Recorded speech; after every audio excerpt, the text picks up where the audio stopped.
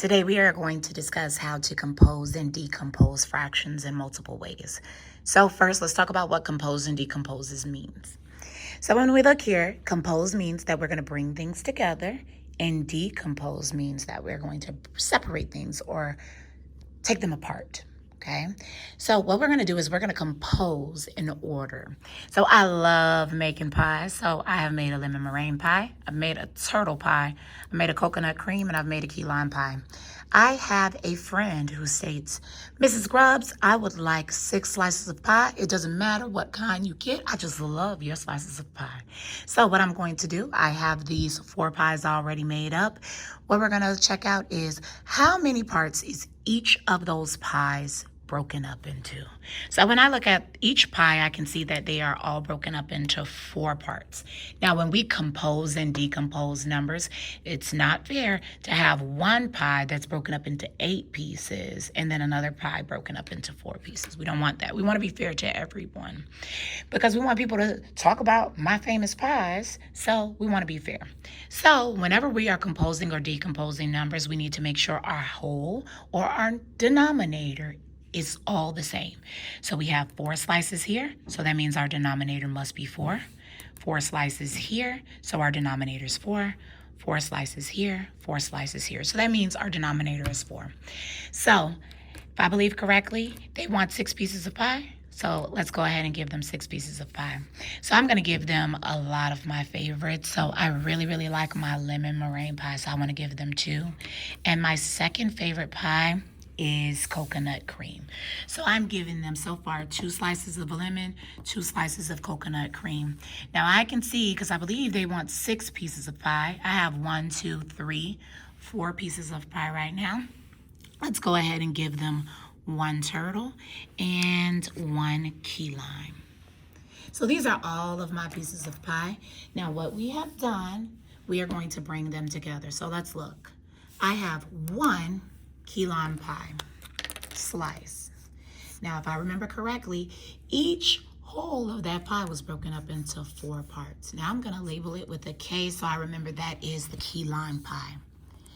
Now, next, I have 1 slice of turtle pie. So remember, my numerator is how much was used. So I use 1 out of the 4 slices of the turtle pie that I could have used. I'm going to keep it going. I have my coconut cream. So I see I have 2 slices of my coconut cream pie that was used out of the 4 that were possible. Remember that 4 made up that whole? And that C is going to stand for my coconut cream pie. Last, I have 2 slices of my lemon meringue pie. So I have 2 slices. Remember what made up the whole? There were 4 parts that made up that whole. And I'm going to label that with an L for lemon meringue pie. Okay? Now, let's look. Let's see how many slices of pie we have. We have 1, 2, 3, 4, 5, 6 slices of pie. Now, when we add it up here, we should have 6 slices.